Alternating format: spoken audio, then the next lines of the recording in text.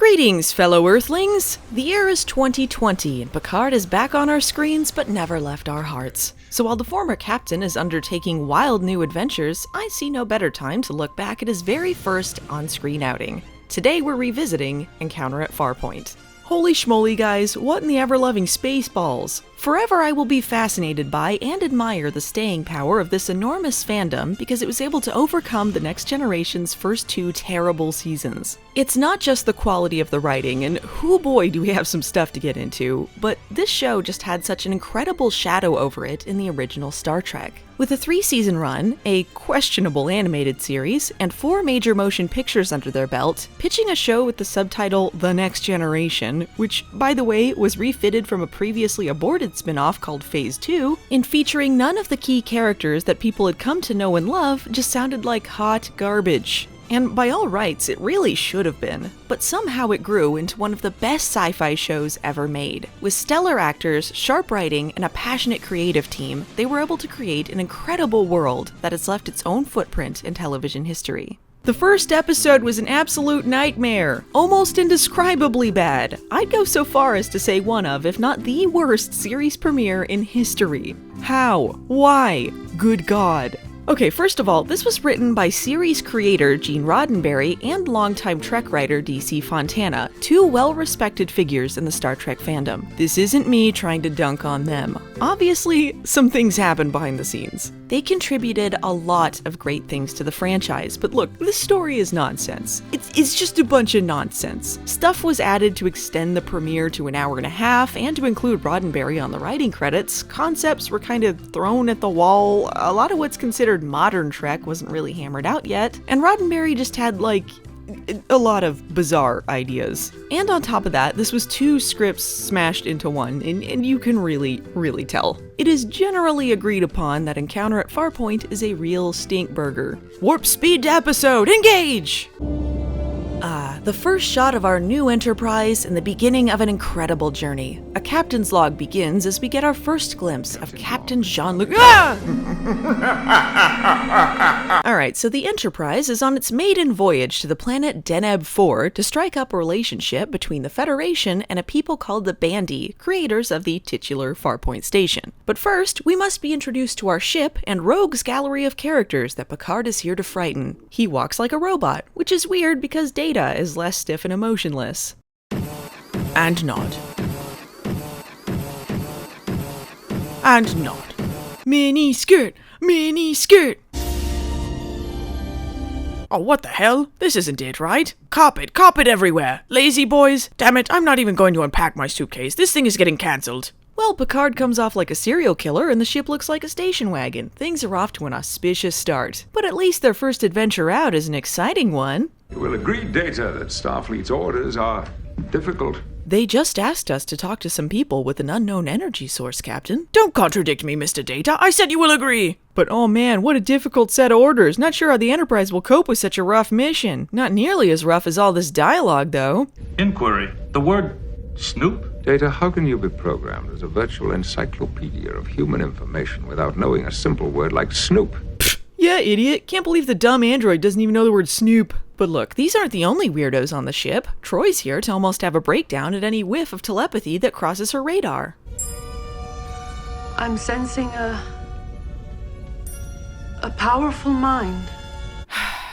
You know, upon this rewatch, I actually really relate to Picard in this situation. What is Troy even doing back here when they get a red alert? Putting in her lunch order? I have yet to see any proof that she did anything for the first 2 seasons. The ship is caught with its pants down when a giant space pot holder surrounds them. Luckily, the new captain can keep his cool under pressure. But if we collide with either, it could be very... Shut off that damn noise! First we get told to visit a planet and meet people, and now an alert noise is slightly too loud. I can't take any more of this! Shields and deflectors up, sir.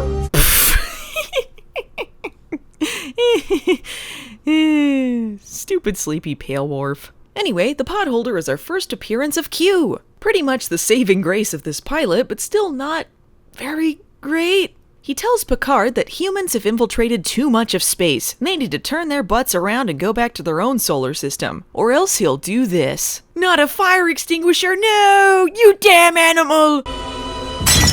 So what's crawled up Q's you-know-what? Humans! Those dipsticks from Earth keep creating wars and causing a bunch of trouble, and the Q, a godlike race of aliens, have seen enough. But Picard's argument is like, come on, we've outgrown stuff like that. We're like a utopia now, dude. Out touch. And now a personal request, sir. Yar can't just let Q, walk along the bridge and put on silly costumes. The time for action is now. And also maybe when he froze that guy, but the moment passed for that one. Picard tries to speech his way out of this situation, but unfortunately gives Q the idea that humanity needs a trial for their crimes. Judging by the humans he meets in this episode, I don't blame him. Imagine being War for Data in this scene. This business has nothing to do with them. Picard ain't gonna take this kind of guff from no one. Sure, Q's demonstrated godlike powers, but Picard is not gonna be pantsed on his first mission out. No one can do any kind of communication except by printout with all of that paper they use, because he has a brilliant strategy. Just run away really fast! What a wonderful introduction to our brave explorers. Their first encounter with an alien life form, and they book it in the other direction. Well, that didn't work. Time to head to the battle bridge and bring in the big gun. Battle Bridge Con! Thank you, Con.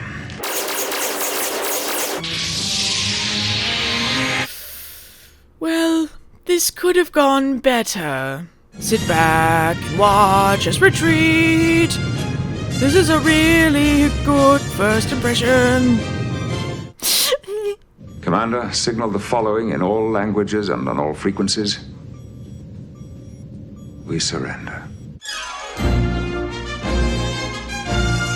So let's get our trial on. I'm glad we had that pointless interlude. I'm also glad we got a trial episode in the pilot, because I sure do love trial episodes, especially when they don't even have a point. Q's courtroom is this insane space Thunderdome thing full of medieval peasants and random figures from Earth history, I guess? Kerry Tagawa's there? Look, I don't know, dudes. Picard demonstrates his lack of giving a fuck by defiantly sitting down when asked to stand up. Take that, you stupid overpowered alien that could kill us easily. Picard in later seasons? Diplomatic genius. Picard in Encounter at Farpoint? Too dumb to live. The only person who cares about their lives less is Yar's male stunt double. And here comes the judge. Impressed? I mean, it'll make a cool action figure, I guess? I'm gonna be real honest here. This is the only thing I remembered from the set from watching it the first time around, is the actual plot is too ludicrous to retain. And Patrick Stewart and John Delancey can monologue like nobody's business, but look, this is wordy, pretentious flapdoodle. Yeah, I said flapdoodle, deal with it. How plead you, criminal? If I may, Captain? We plead guilty as hell. Humanity was a mistake. Execute us with extreme prejudice. There's still time for me to absolutely lose my shit at every possible opportunity, and as security officer, I'm gonna take this moment to do so! Fair play, Q. Even compared to you, that's a lot of overacting. Let's make a long story short. Via some kinda cool shots, and also some very bad half-in-shadow shots, Q and Picard yammer on about humanity's evil and progress and blah blah blah. Also, I don't even know why Data is part of this trial, but let's just call him an accessory to humanity's crimes. Q's a fair judge, so he's gonna allow our over-emotional crew to prove themselves with this Farpoint business. And the court is adjourned! I think my favorite part of this is that from early Chief O'Brien's perspective, they just surrendered to the ridiculously overpowered aliens that were chasing them, and then, presumably not noticing they were gone, doesn't really care that they've changed positions magically and casually takes them on course to Farpoint. He even goes so far as to say Farpoint seems boring. He's actually checked out. I mean, they're still on the battle bridge, so like, what actually happened from his point of view? Meanwhile, for reasons that are unexplained, their new first officer, Riker, is dropped off at Farpoint to meet them there. So while he's waiting, he's gonna meet up with the bandy administrator, Groppler Zorn. Groppler Zorn. Groppler Zorn! Groppler Zorn is the most important character in all of Star Trek canon. People loved Groppler Zorn, and if they weren't in love with Groppler Zorn, they wanted to be Groppler Zorn. For years, all Star Trek was ever known for were geeks dressing up at conventions as Groppler Zorn. In fact, it was difficult to escape Groppler Zorn. Groppler Zorn this, Groppler Zorn that. Groppler Zorn was the most popular baby name from 1987 to 1994. But who could really articulate just how much Groppler Zorn means not only to Star Trek but to science fiction as a whole? Since Encounter at Farpoint, we've been chasing that Groppler Zorn high, but never could a character ever reach the heights of Groppler Zorn. Even in episodes without Groppler Zorn, people wondered, hey, where's Groppler Zorn? Not that it happened often, because Groppler Zorn was featured in nearly every episode of Next Generation's 7 seasons. Every movie was about Groppler Zorn. One might wonder, actually, if there was too much Groppler Zorn? But one would be a fool. Groppler Zorn transcends fiction and lives inside each and every one of us. So Groppler is like a title or something? The 2-sentence memory alpha page tells me this is just another word for administrator, but you will agree it's a superior word in every way. Zorn presumably translates to awkward as hell. Would you care for an Earth delicacy, Commander? If there's an apple. I'm sorry, Commander. Oh, it doesn't matter. What I was saying was...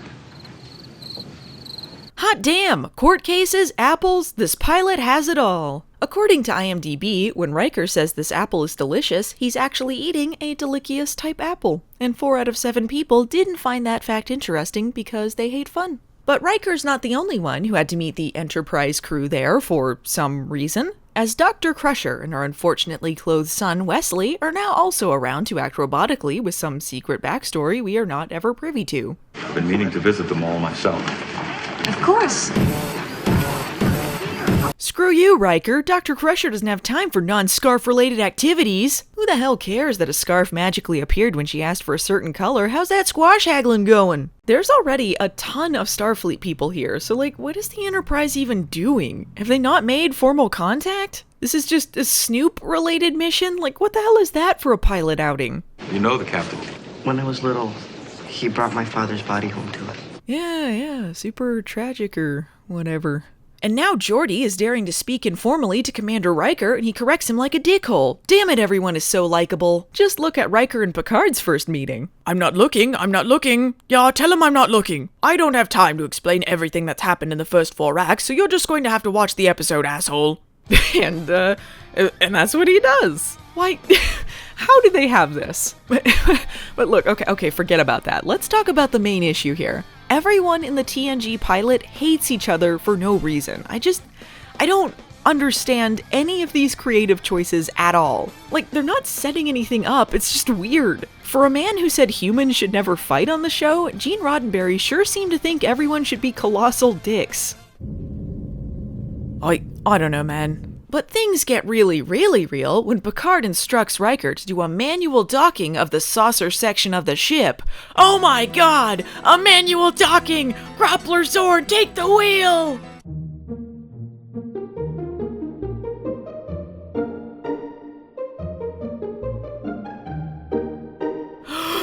Riker successfully watched as everyone else did the work! Yay!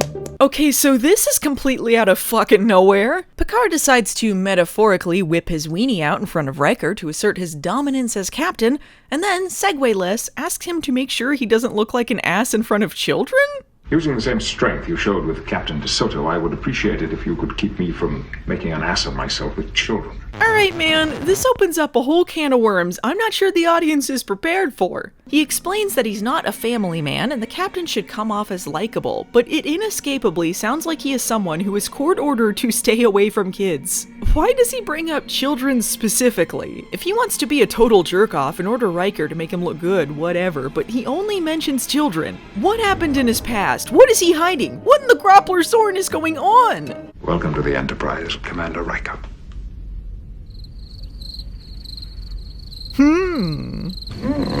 Hey, how about a frightening old age makeup McCoy? If you got some reason you want my atoms scattered all over space, boy, hold it right there, boy. I don't see no points on your ears, boy. Unfortunate. I do adore his little Admiral sweater, though. That's cute. Hey, did you know that in the Shatner Star Trek novels, McCoy lived to 154 and wore an exoskeleton? Pretty cool, huh? I wish I had an exoskeleton. Oh yeah, I guess everyone forgot that trial thing was still happening. Picard's just giggling with his new partner in crime, Riker. Q shows up, and Worf is about ready to just phaser blast the view screen. Good thinking, Worf. Yeah, good thinking, Worf. I mean, but why are they dinking around? They know they have to figure out this Farpoint thing to prove themselves to the Q, and literally all they have to do is go down and talk to them, and Riker was just there. Why is this so hard? Of the 24 hours Q allotted us to prove ourselves, 11 have now passed without incident. 11 hours? What have you even been doing? Witness the sparks fly between Riker and Troy as they reminisce over old times, while Picard creepily stands smack dab in the middle like a big black hole sucking the energy out of the room. Mzadi, take me away! Nice fucking model! 20 years into the episode, Picard has at last reached Farpoint Station. Instead of just being straightforward and asking where their energy source comes from, they all dance around it like idiots. Somehow, the show thinks this is a compelling mystery. Only Groppler Zorn can calm my rage. This meeting goes so poorly that Groppler Zorn threatens to seek an alliance with the Ferengi instead. Then we will be forced, unhappily, to seek an alliance with someone like the Ferengi. Not the dreaded Ferengi, I'm frightened! Please, Troy, describe the episode for us. Pain, loneliness, terrible loneliness, despair. This is all very interesting, but what if they just dinked around on the ship more? I sure do feel the urgency of the situation when the episode continues on a never-ending series of side quests. Riker goes to find Data on the holodeck, and thankfully, we actually get an interesting scene. Out of everything in the pilot, the introduction of the holodeck is my favorite part. It's difficult to describe precisely what tone they're going for, but for some inexplicable reason, it's shot and acted like a horror movie. I don't know exactly what show they're filming, but it is compelling nonetheless. Marvelous. How easily humans do that.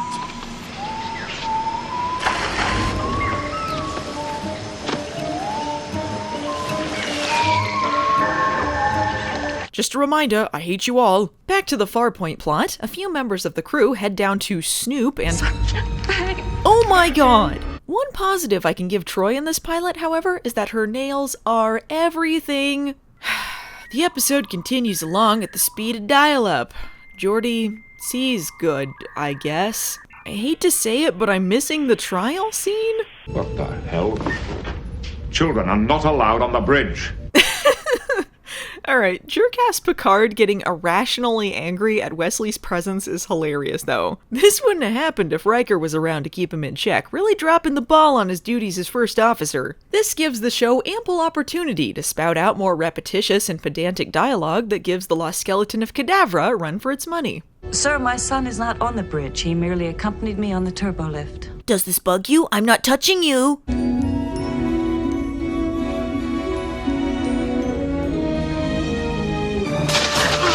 He broke the law. The sentence is death. Man, if you love shit POV shots of Worf, then the TNG pilot is for you.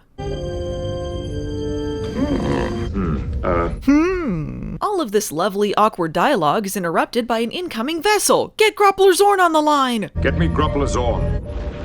Sir, they're firing on the planet again. I guess I'm pretty indifferent about the situation, sir.